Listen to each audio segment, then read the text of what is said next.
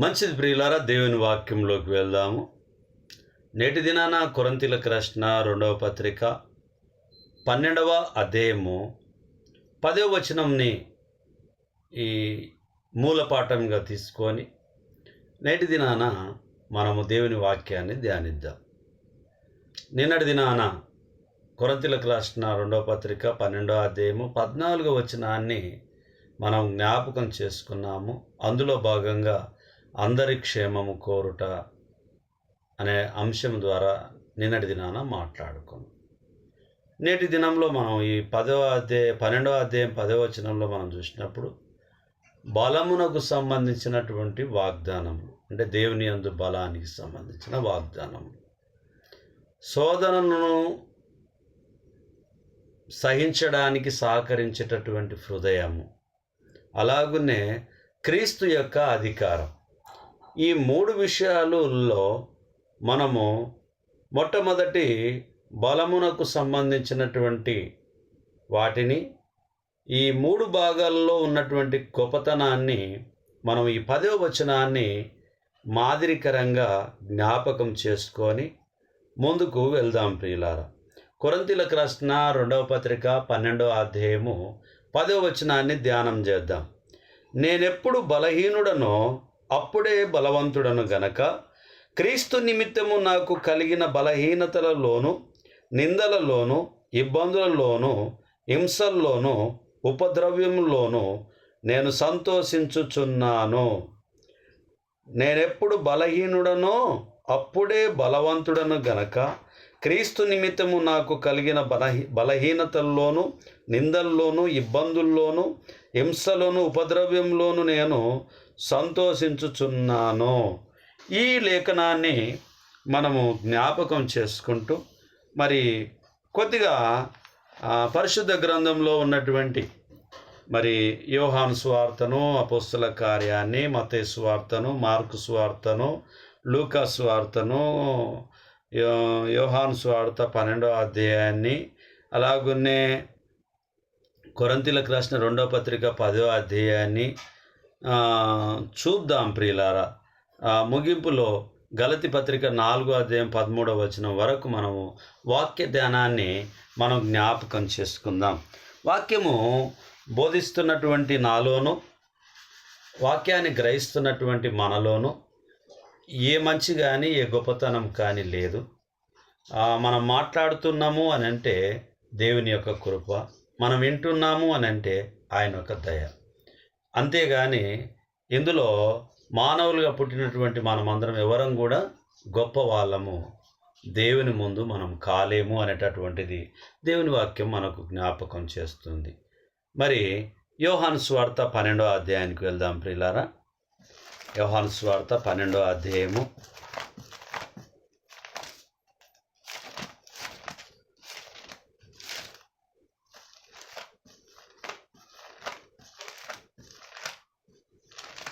12వ అధ్యాయము 13వ వచనము నుంచి మనం చదువుకుందాము. 12 నుంచి మనం చదువుకుందాం ప్రియులారా. మరునాడు ఆ పండుగకు వచ్చిన బహుజన సమూహము యేసు యెరూషలేమునకు వచ్చుచున్నాడని విని ఖర్జూరపు మట్టలు పట్టుకొని ఆయనను ఎదుర్కొనబోయి, జయము ప్రభువు పేరిట వచ్చుచున్న ఇశ్రాయేలు రాజు స్తుతింపబడునుగాక అని కేకలు వేసిరి. 15వ వచనం 14-15 నుంచి చూస్తాం. సియోను కుమారి, భయపడకుము, ఇదిగో నీ రాజు గాడిద పిల్ల మీద ఆసీనుడై వచ్చుచున్నాడు అని రాయబడిన ప్రకారము యేసు ఒక చిన్న గాడిదను కనుగొని దాని మీద కూర్చుండెను. ఆయన శిష్యులు ఈ మాటలు మొదట గ్రహింపలేదు గాని యేసు మహిమపరచబడి ఉన్నప్పుడు అవి ఆయనను గురించి రాయబడిననియు వారాయనకు వాటిని చేసిరనియు జ్ఞాపకమునకు తెచ్చుకొని ఆయన లాజరును సమాధిలో నుండి పిలిచి మృతులలో నుండి అతన్ని లేపినప్పుడు ఆయనతో కూడా ఉండి జనులు సాక్ష్యం ఇచ్చిరి. అందుచేత ఆయన ఆ సూచక క్రియ చేసినని జనులు విని ఆయనను ఎదుర్కొనబోయిరి. కావున పరిసయ్యులు ఒకరితో ఒకరు మన ప్రయత్నములెట్లు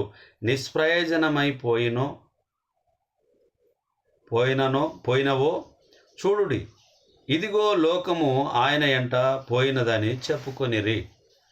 22వ వచనాన్ని కూడా చూద్దాం ప్రియులారా. ఫిలిప్పి వచ్చి ఆంద్రేయతో చెప్పాను, ఆంద్రేయయు ఫిలిప్పిను వచ్చి యేసుతో చెప్పిరి. అందుకు యేసు వారితో ఇట్లనెను, మనుష్య కుమారుడు మహిమ పొందవలసిన గడియ వచ్చి ఉన్నది. 24వ వచనం, గోధుమ గింజ భూమిలో పడి చావకుండిన ఎడల అది ఒంటిగానే ఉండును, అది చచ్చిన ఎడల విస్తారముగా ఫలించును. 25, తన ప్రాణమును ప్రేమించువాడు దానిని పోగొట్టుకొనును, ఈ లోకంలో తన ప్రాణమును ద్వేషించువాడు నిత్య జీవము కొరకు దానిని కాపాడుకొనునని మీతో నిశ్చయముగా చెప్పుచున్నాను. ఈ 13వ వచనము, 22వ వచనము, 25వ వచనము, 24వ వచనాన్ని మనం చూసినప్పుడు మరి యేసు ప్రభువారు ఒక గాడిద మీద ఎక్కి రావాల్సినటువంటి తరుణము వచ్చి ఉన్నది. లేఖనాల్లో రాయబడినటువంటి ప్రకారంగా యేసుక్రీస్తు ప్రభువారు గాడిద మీద, ఎవరు ఎక్కనటువంటి గాడిద మీద ఆయన ఎక్కి రావడము, అలాగునే మరి యేసు ప్రభువారికి ఇశ్రాయేలు రాజుకు జయము కలుగును గాక అని చెప్పి అక్కడున్న ప్రజలందరూ కూడా ఆయనకు మరి జయాన్ని కోరినటువంటి వారిగా ఉంటున్నారు. మరి 24వ వచనాన్ని మనం ఆలోచన చేసినప్పుడు, గోధుమ గింజ భూమిలో పడి చావకుండిన ఎడల అది ఒంటిగానే ఉండును, అది చచ్చిన ఎడల విస్తారంగా ఫలించును. అంటే లేఖనాలన్నీ కూడా యేసుక్రీస్తు ప్రభువారు ఆయన మరణం పొందుతాడు పాపుల కొరకు, ఆయన మరణం ద్వారా అనేకులకు మేలు జరుగుతుంది, పాప విమోచన లభిస్తుంది అని తండ్రి అయిన దేవుడు ఏదైతే కుమారునికి బయలుపరిచాడో ఆ బయలుపరిచినటువంటి విషయాలను తాను పదే పదే అనేకమైనటువంటి చోట్ల బోధిస్తూ వచ్చారు, వివరిస్తూ వచ్చారు, ఉపమాన రీతిగా తెలియజేస్తూ వచ్చారు.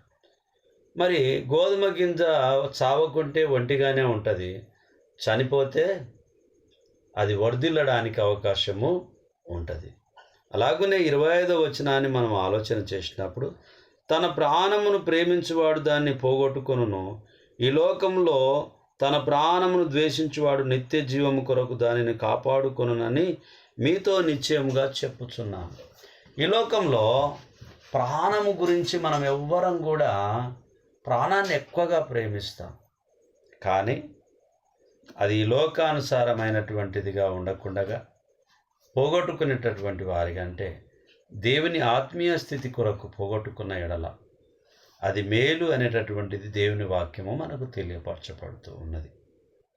ప్రియులారా, ఈ 12వ అధ్యాయంలో క్లుప్తంగా మనం ఆలోచన చేసినప్పుడు, మరియా యేసు పాదములకు పరిమళ తైలము పూయుట గురించి 10వ వచనం వరకు ఉన్నది.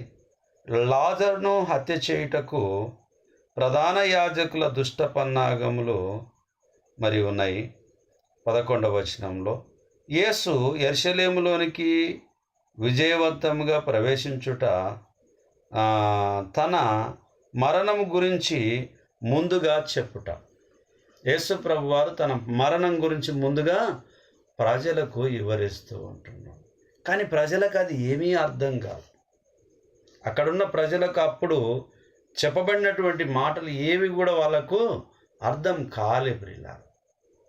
ఇప్పటికీ మనకు పరిశుద్ధ గ్రంథము ఇంకా ఏమీ అర్థం కావడము లేదు. నాకు ఒక రకంగా అర్థమవుతుంది, మీకు మరొక రకంగా అర్థమవుతుంది, అనేకులకు అనేక రకాలుగా అర్థమవుతూ ఉన్నది. కానీ ఒకటే పరిశుద్ధ గ్రంథము ఎంతోమందికి ఎన్నో రకాలుగా, ఆనాడు నాలుకలు విభజింపబడినట్టుగా, అందరూ అనేక భాషలు మాట్లాడినట్టుగా, అందరికీ అర్థమైనట్టుగా మరి పరిశుద్ధ గ్రంథము ఎంతోమంది ద్వారా దేవుని సువార్తను ప్రకటించడానికి ఈ ప్రపంచంలో వాడుకుంటూ ఉన్నాడు. అయినప్పటికీ ఎంత పెద్ద పరిచర్య చేసినప్పటికీ ఇంకా కొదువ కలిగి ఉన్నది. అందరి దగ్గరికి సేవ చేయడానికి వెళ్ళడం లేదు. కొందరి దగ్గరికి మాత్రమే అది వెళ్ళగలుగుతూ ఉన్నది. కాబట్టి ప్రియులారా, వినేవారున్నారు, వినని వారు ఉన్నారు. కానీ యేసుక్రీస్తు ప్రభువారు తన మరణం గురించి చాలా క్లుప్తంగా, గోధుమ గింజ భూమిలో పడి చావకపోతే అది విస్తారమైనటువంటిదిగా ఫలము ఇవ్వదు అనేటటువంటి విషయాన్ని గుర్తు చేశాడు. యేసు ప్రభువారు అలాగునే ఉండడం వల్ల మరి మానవాళికి పాప విమోచన లభించేది కాదు. అందుకనే తన మరణం గురించి గుర్తు చేస్తూ ఉన్నారు. అపొస్తలుల కార్యానికి వెళ్దాం ప్రియులారా. 6వ అధ్యాయము 1వ వచనాన్ని ఆలోచన చేద్దాం. 6వ అధ్యాయము అపొస్తలుల కార్యం 1వ వచనాన్ని చూద్దాం. ఆ దినములలో శిష్యుల సంఖ్య విస్తరించుచున్నప్పుడు అనుదిన పరిచర్యలో తమలోని విధవరాండ్రును చిన్న చూపు చూచిరని హెబ్రీల మీద గ్రీకు భాష మాట్లాడు యూదులు సనగా సాగిరి. అప్పుడు 12 అపోస్తలులు తమ యొద్దకు శిష్యుల సమూహమును పిలిచి, మేము దేవుని వాక్యం బోధించుట మాని ఆహారము పంచిపెట్టుట యుక్తము కాదు. కాబట్టి సహోదరులారా, ఆత్మతోనూ జ్ఞానముతోనూ నిండుకొని మంచి పేరు పొందిన 7 మనుషులను మీలో ఏర్పరచుకొనుడి. మేము వారిని ఈ పనికి నియమింతుము. ఇక్కడ ఆ దినములలో విధవరాన్ల గురించి చిన్న చూపు చూసేటటువంటి మరి వారు ఉన్నారు. అలా ఉండకూడదు. భోజనాన్ని పంచిపెట్టడము, మాకు దేవుని వాక్యాన్ని బోధించడము ప్రాముఖ్యము, భోజనం పంచిపెట్టడము ప్రాముఖ్యమైనది కాదు. అయితే మీలో మంచివారిని ఒక 7 తీసుకొని రండి, వారిని ఎంపిక చేద్దాం ఈ పని కొరకు. అంటే దేవుని పరిచర్య నిమిత్తం ఆయా పనులు ఉన్నటువంటి వారిని ఇప్పుడు కమిటీగా, సంఘంగా మనం ఎంపిక చేసుకుంటున్నటువంటి స్థితిలో మరి ఎంపిక చేసుకొని వారికి కొన్ని బాధ్యతలను మనం ఇస్తూ ఉంటాం. అలాగునే ఇక్కడ మరి బాధ్యతలు ఇవ్వడానికి దేవుని వాక్యము జ్ఞాపకం చేస్తూ ఉన్నది. ఈ 6వ అధ్యాయంలో శిష్యులు పేదలను ఆదరించుచున్నారు, బోధించుచున్నారు.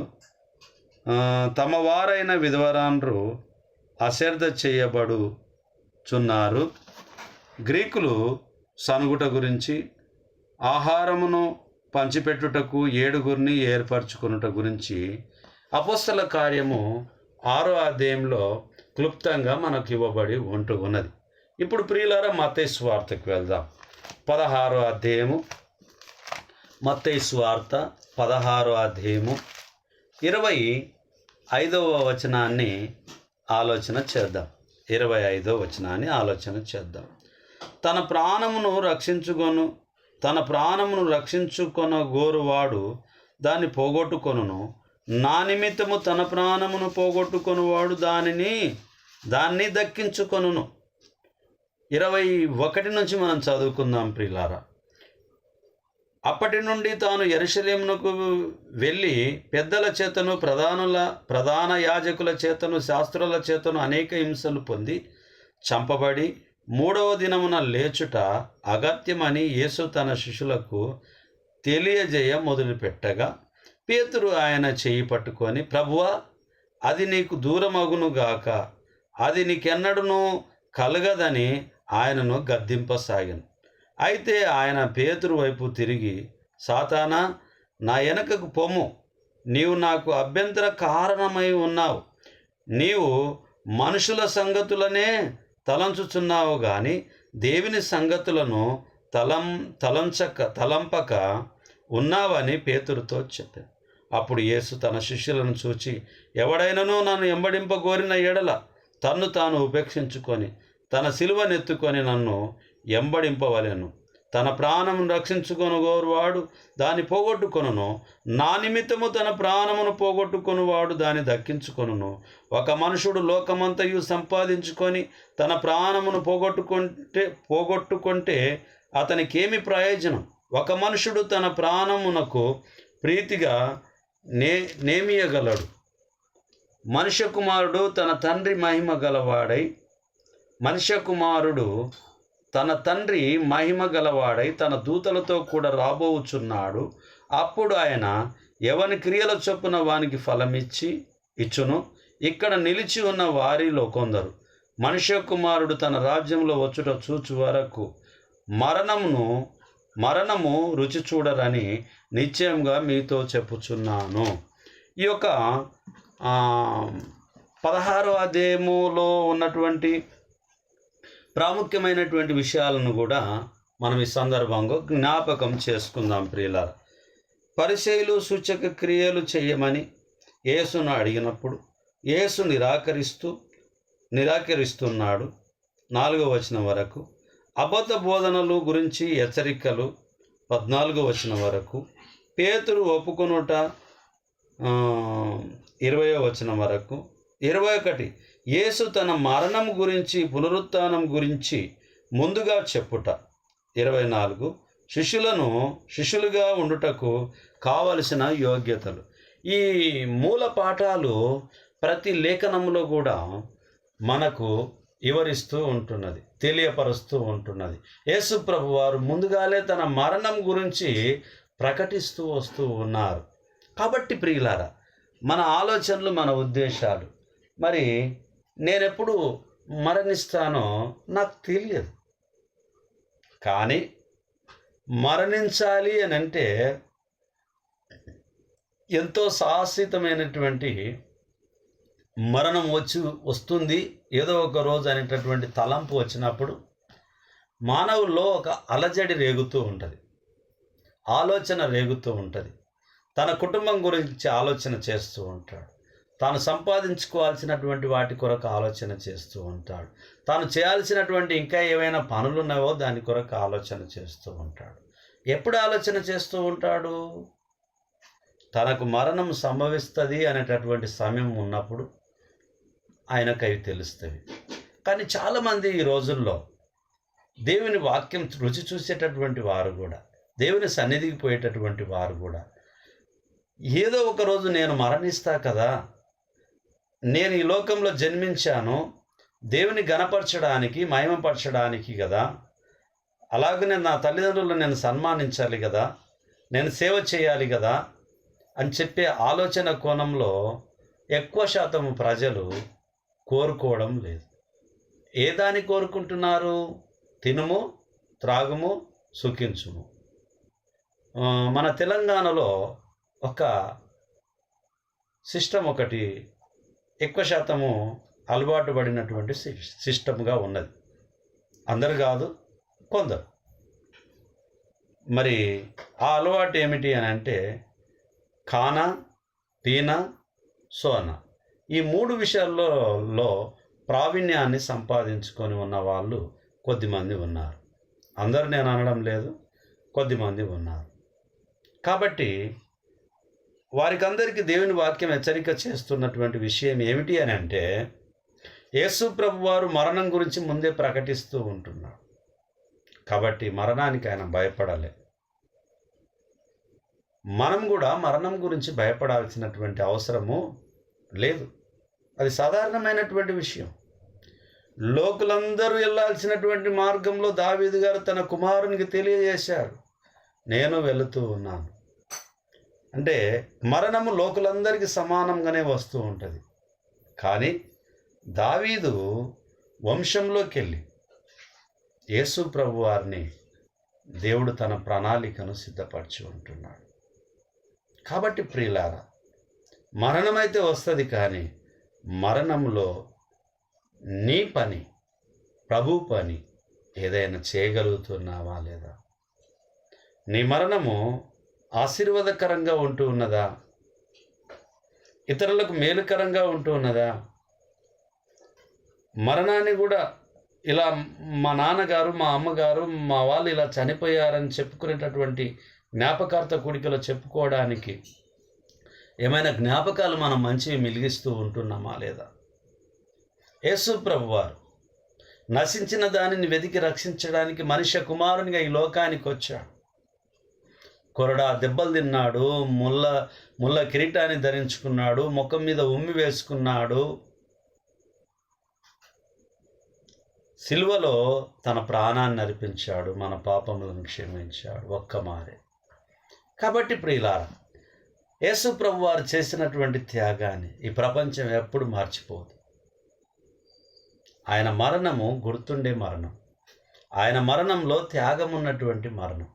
ఆయన మరణము పాప విమోచనము కలిగించడానికి తండ్రి చేత పంపబడినటువంటి కుమారుడుగా ఉన్నాడు. మరి నీ మరణం, నా మరణం ఏ స్థితిలో ఉన్నామో మనల్ని మనం జ్ఞాపకం చేసుకుందాం. పౌలు గారు అనేక సందర్భంలో జ్ఞాపకం చేస్తూ ఉన్నారు. మన పౌరస్థితి పరలోకమందుంది అని చెప్పి జ్ఞాపకం చేస్తూ ఉన్నారు. మరి యేసు ప్రభు వారు కూడా చెప్తూ ఉన్నారు, నన్ను వెంబడించుకోరు వారు తను తాను తగ్గించుకోమని చెప్పి సెలవిచ్చాడు. మీరు ఏది కూడా ఆశించకండి అని చెప్పారు. కాబట్టి ప్రియులారా, ఈ లోకంలో ఉన్నటువంటి స్థితిని మనము మన థింకింగ్స్ను, మన ఆలోచనలను మనం ఏం చేయాలి? జాగ్రత్తగా దేవుని చిత్తం ఏదో. యాకే కుమారుడు ఆగూరు గారు అడిగారు ఒక మాట. ఆయన ప్రార్థనలో జ్ఞాపకం చేసుకుంటూ అడిగారు, ప్రభువా నాకెక్కువద్దు, తక్కువ వద్దు.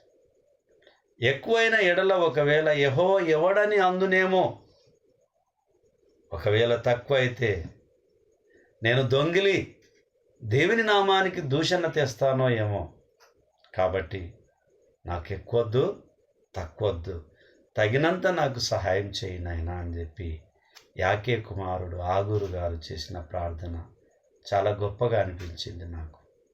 మన ప్రార్థనలో కూడా ప్రియులారా, ఎక్కువద్దు, తక్కువద్దు, ఇది చాలా బాగుంటుంది.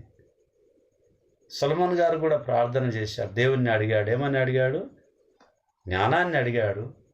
దేవుడు జ్ఞానంతో పాటు ఐశ్వర్యాన్ని ఇచ్చాడు. అయినను సొలొమోను గారు తప్పిపోయారు. అందుకనే సొలొమోను కన్నా శ్రేష్ఠుడు, అహరోను కన్నా శ్రేష్ఠుడు అని చెప్పి దేవుని వాక్యంలో మనకు పాటల్లో జ్ఞాపకం చేసుకుంటాం. కాబట్టి నేను చెప్పాల్సినటువంటి విషయాన్ని క్లుప్తంగా ఏం చెప్తున్నాను అని అంటే, మన జీవితాలు చాలా సున్నితమైనటువంటివిగా ఉంటున్నాయి. కాబట్టి వాక్యాన్ని పదే పదే మనం చదువుకోవాలి, పదే పదే మనం ధ్యానించాలి. మరి ఏ రోజు కూడా వాక్యాన్ని మనము దూరంగా పెట్టవద్దు. వాక్యాన్ని దూరంగా పెట్టడము అని అంటే దేవుణ్ణి దూరంగా పెట్టడమే.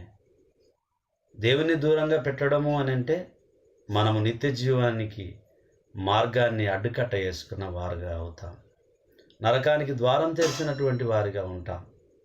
కాబట్టి ప్రియులారా, ఎట్టి పరిస్థితుల్లోనూ మన జీవితంలో శ్రేష్టమైనటువంటిది, పవిత్రమైనటువంటిది, పరిశుద్ధమైనటువంటిది యేసుక్రీస్తు ప్రభువారు తెలియజేసినటువంటి విధానంగా తన మరణం గురించి ముందే తాను తెలియపరచబడడం చాలా గొప్ప విషయం ప్రియులారా. కాబట్టి మన జీవితంలో కూడా దేవుడు చేసేటటువంటి మేళ్ళు మనము హుందాగా, గొప్పతనంగా మనము తీసుకోవాలి. అందులో దేవుని గొప్పతనం మాత్రమే మనం చూడాలి.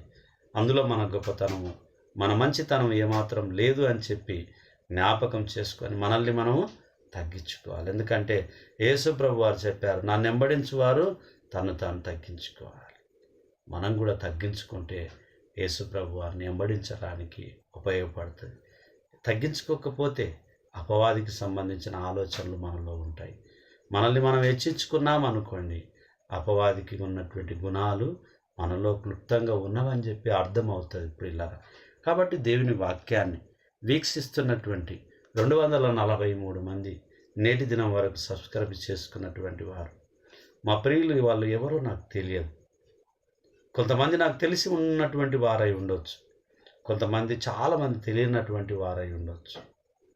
కానీ అందరి కొరకు ఈ విధంగా అయినా వాక్యం చెప్తూ ప్రార్థన చేసే భాగ్యాన్ని దేవుడు నాకు అనుగ్రహించినందుకు నేను చాలా సంతోషపడుతూ ఉంటున్నాను. ఎందుకు అని అంటే, ఇప్పుడు ప్రతి ఒక్కరు కూడా సెల్ ఫోన్ లేకుంటే ఏ పనులు కూడా చేసుకోలేకపోతున్నాం. సెల్ ఫోన్ చాలా ప్రాముఖ్యమైన పాత్రను పోషిస్తూ ఉన్నది. కాబట్టి వాక్యాలను కూడా అనేకులు ఫేస్బుక్ ద్వారా, యూట్యూబ్ ఛానల్ ద్వారా, ట్విట్టర్ ద్వారా, అనేకమైనటువంటి నెట్ ద్వారా, ఇంటర్నెట్ ద్వారా పరిచర్యను అందిస్తూ ఉన్నారు. కాబట్టి ఆ కోణంలోకి వెళ్ళే కొంతమందికైనా దేవుని వాక్యాన్ని ఈ విధంగా ప్రకటించాలనేటటువంటి తలంచాము. దేవుని చిత్తం అది జరిగినది.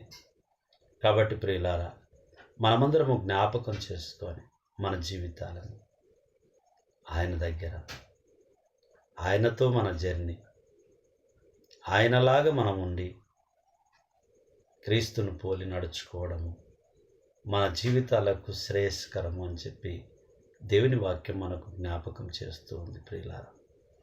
కాబట్టి మన జీవితంలో ఎప్పుడు మనం తొట్టిల్లకుండగా జాగ్రత్త కలిగి ఉందాం. మార్కు సువార్తకు వెళ్దాం ప్రియులారా. 8వ అధ్యాయము 35వ వచనాన్ని చూద్దాం. మార్కు సువార్త 8:35,